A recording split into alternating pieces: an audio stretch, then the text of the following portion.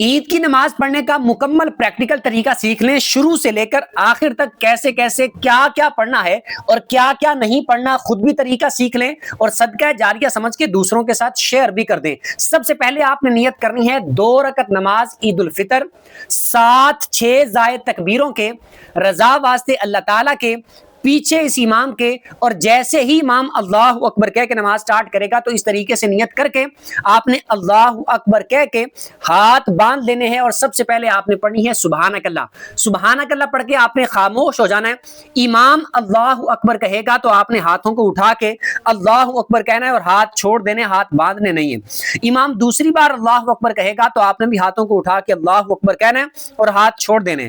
پھر امام اللہ اکبر کہے گا تو آپ نے بھی ہاتھوں کو اٹھا کے اللہ اکبر کہنا ہے اور پھر آپ نے ہاتھ باندھ لینے۔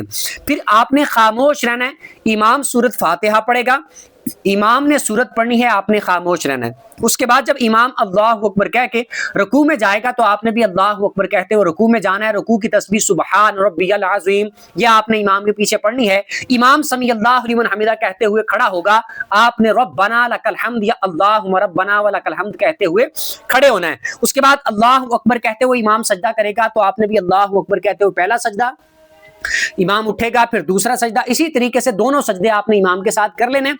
دوسری رکعت کے لیے کھڑے ہونا ہے تو آپ نے خاموش رہنا ہے، کچھ نہیں پڑھنا، آپ نے خاموش رہنا ہے۔ امام سورۃ فاتحہ پڑھے گا، امام نے سورت پڑھنی ہے۔ اس کے بعد امام پھر اللہ اکبر کہے گا ہاتھوں کو اٹھا کے تو آپ نے بھی ہاتھوں کو اٹھا کے اللہ اکبر کہنا ہے، ہاتھ چھوڑ دینے۔ پھر امام اللہ اکبر کہے گا، آپ نے بھی ہاتھوں کو اٹھا کے اللہ اکبر کہنا ہے، پھر ہاتھ چھوڑ دینے۔ پھر امام اللہ اکبر کہے گا تو آپ نے بھی ہاتھوں کو اٹھا کے اللہ اکبر کہنا ہے اور پھر ہاتھ چھوڑ دینے۔ اس کے بعد پھر امام اللہ اکبر کہے گا تو آپ نے اللہ اکبر کہتے ہوئے رکوع میں چلے جانا اور پہلی رکعت کی طرح رکوع اور سجدے کر لینے ہیں۔ پھر التحیات پہ بیٹھنا ہے، آپ نے التحیات پڑھنی ہے، درود پڑھنا ہے، دعا پڑھنی ہے اور امام کے سلام پھیرنے کا انتظار کرنا ہے۔ جب امام سلام پھیرے گا تو آپ نے امام کے ساتھ سلام پھیر کے اپنی نماز کو کمپلیٹ کر لینا ہے۔ اس کو دوسروں کے ساتھ شیئر بھی کر دیجیے گا اور اسی طرح دینی مسائل کی ویڈیوز کے لیے اس اکاؤنٹ کو فالو بھی کر لیجیے گا۔